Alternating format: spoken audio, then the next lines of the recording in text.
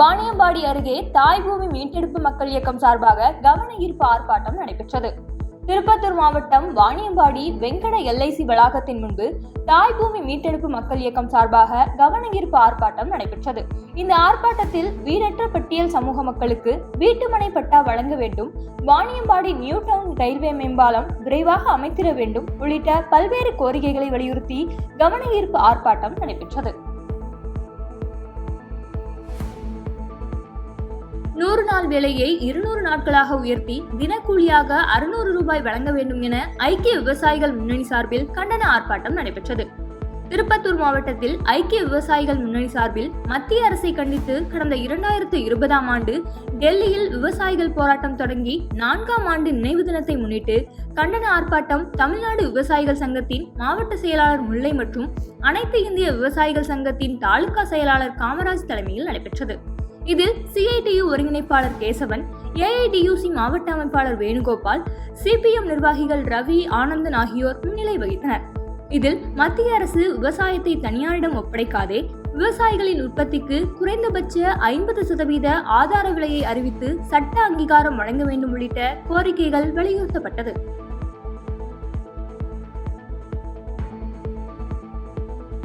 கோவை துடியலூர் தடாகம் செல்லும் சாலையில் உள்ள தாளியூர் பகுதியில் விளைநிலங்களுக்குள் யானை கூட்டம் குட்டிகளுடன் புகுந்ததால் பரபரப்பானது. கோவை மாவட்டம் தாளியூர் பகுதியில் விவசாயி மணி மற்றும் ராஜகோபால் ஆகியோரின் தோட்டத்தில் புகுந்த காட்டு யானைகள் அங்கு பயிரிடப்பட்ட வாழை, தென்னை, பாக்கு போன்ற பயிர்களை சேதப்படுத்தியுள்ளது. வனத்துறை விரட்டிய பிறகும் விளைநிலங்களுக்குள் மீண்டும் மீண்டும் புகுந்து சேதத்தை ஏற்படுத்தி வருவதால் வாழ்வாதாரத்தை இழந்து வாடும் விவசாயிகளுக்கு அரசு தீர்வு ஏற்படுத்த வேண்டும் என கோரிக்கை விடுத்து வருகின்றனர்.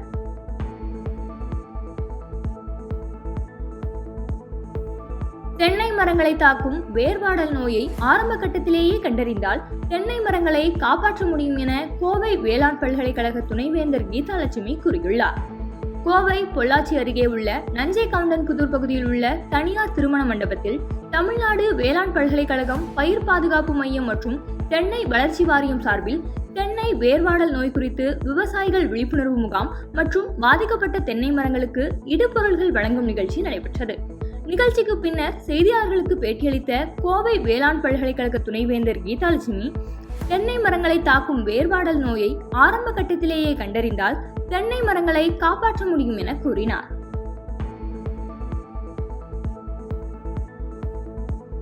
பிரபல பின்னணி பாடகியும் பிக்பாஸ் பிரபலமுமான இசைவாணி மீது காவல் நிலைய ஆணையர் அலுவலகத்தில் புகார் அளிக்கப்பட்டுள்ளது. சமூக வலைதளங்களில் திரைப்பட இயக்குனர் ப. ரஞ்சித் நிகழ்த்திய இசை நிகழ்ச்சியில் பாடகி இசைவாணி பாடிய பாடல் இந்து மத நம்பிக்கைகளை அவமதிக்கும் விதமாக உள்ளதாக கூறி சென்னை மடிப்பாக்கம் காவல் நிலையத்தில் புகார் மனு அளிக்கப்பட்டுள்ளது. அந்த மனுவில் பாடல் பாடிய இசைவாணி மீது நடவடிக்கை எடுக்க கோரியும் யூடியூபில் இருந்து அந்த பாடலை நீக்க வலியுறுத்தியும் குறிப்பிடப்பட்டிருந்தது. தமிழகத்தில் பெங்கல் புயல் காரணமாக கனமழை பெய்து வரும் நிலையில் திண்டுக்கல்லில் வாகனங்கள் முகப்பு விளக்குகளை ஒளிரவிட்டபடி செல்கின்றன. தற்பொழுது வங்கக்கடலில் உருவாகியுள்ள பெங்கல் புயல் காரணமாக ஒரு சில மாவட்டங்களில் கனமழை மற்றும் அதி கனமழை பெய்யும் என வானிலை ஆய்வு மையம் எச்சரிக்கை விடுத்துள்ளது. இந்த நிலையில் திண்டுக்கல்லில் காலை முதலே வானம் பனி பொழிவது போல் மழை பொழிவானது இருந்து வருகிறது. இதன் காரணமாக சாலைகளில் முன்னே செல்லக்கூடிய வாகனங்கள் தெரியாததால் வாகன ஓட்டிகள் முகப்பு விளக்குகளை ஒளிரவிட்டபடி செல்கின்றனர். திண்டுக்கல் மாவட்டம் பழனி பேருந்து நிலையத்தில் இழப்பீடு வழங்காத காரணத்தால் அரசு பேருந்து ஜப்தி செய்யப்பட்டது.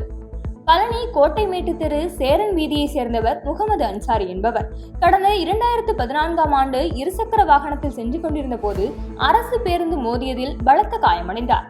இதையடுத்து அவர் இழப்பீடு கோரி பழனி சார்பு நீதிமன்றத்தில் வழக்கு தொடர்ந்தார்.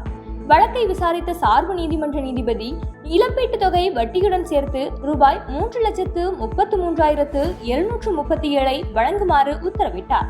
மேலும் பணம் செலுத்தாவிட்டால் அரசு பேருந்தை ஜப்தி செய்யுமாறும் உத்தரவிடப்பட்டிருந்த நிலையில் பழனி பேருந்து நிலையத்தில் புதுக்கோட்டையில் இருந்து கோவைக்கு செல்லவிருந்த அரசு பேருந்தை நீதிமன்ற பணியாளர்கள் ஜப்தி செய்து பழனி ஒருங்கிணைந்த நீதிமன்ற வளாகத்திற்கு கொண்டு வந்தனர். இதனால் பேருந்து நிலையத்தில் பரபரப்பு ஏற்பட்டது.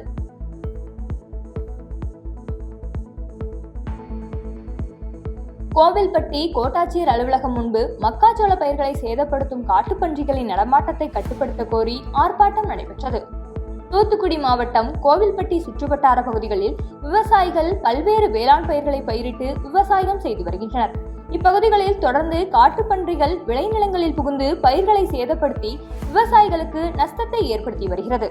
இதனால் விவசாயிகள் கடுமையாக அவதியடைந்து வரும் நிலையில் காட்டுப்பன்றிகளை கட்டுப்படுத்த வேண்டும் என கோரி தமிழ் மாநில காங்கிரஸ் கட்சி சார்பில் கோட்டாட்சியர் அலுவலகத்தை முற்றுகையிட்டு ஆர்ப்பாட்டம் நடைபெற்றது. பின்னர் இவர்கள் மனுவை பெற்றுக்கொண்ட பின் உரிய நடவடிக்கை எடுப்பதாக கூறியதை அடுத்து அங்கிருந்து கலைந்து சென்றனர்.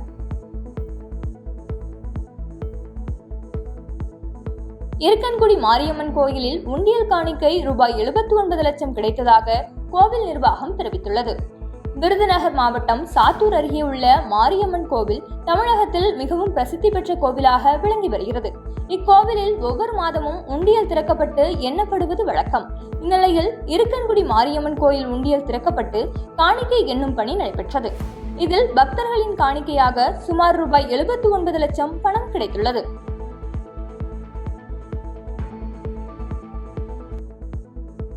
விக்ரமசிங்கபுரம் அருகே குடியிருப்பு பகுதியில் அமைந்துள்ள குப்பை கிடங்கால் சுகாதார சீர்கேடு ஏற்பட்டுள்ளதால் வேறு இடத்திற்கு மாற்றித்தர பொதுமக்கள் வலியுறுத்தியுள்ளனர். திருநெல்வேலி மாவட்டம் அம்பாசமுத்திரம் அருகே விக்ரமசிங்கபுரம் நகராட்சிக்குட்பட்ட 20வது வார்டு பகுதியில் செயல்பட்டு வரும் திடக்கழிவு மேலாண்மை குப்பை கிடங்கு மற்றும் நுண்ணுயிர் உரம் தயாரிப்பு மையத்தை சுற்றி நாள்தோறும் துர்நாற்றம் வீசி வருவதால் சுகாதார சீர்கேடு ஏற்பட்டு மக்கள் சுவாசிக்க கூட முடியாத அவல நிலை நீடித்து வருகிறது. இதனால் பொதுமக்கள் மற்றும் பள்ளி மாணவர்கள் அவதியடைந்து வருவதால் குப்பை கிடங்கை மாற்ற வேண்டும் என பலமுறை மனு கொடுத்தும் பயனில்லாததால் குப்பை கிடங்கை அகற்றவில்லை எனில் மாபெரும் அளவில் போராட்டம் நடைபெறும் என அப்பகுதி பொதுமக்கள் தெரிவித்துள்ளனர். பாதகம் செய்பவரை கண்டால் நாம் பயங்கொள்ளலாகாது பாப்பா, மோதி மிதித்து விடு பாப்பா, அவர் முகத்தில் உமிழ்ந்து விடு பாப்பா. அண்மை செய்திகளை உடனுக்குடன் தெரிந்து கொள்ள இணைந்திருங்கள் இயம்நாடு தொலைக்காட்சியுடன்.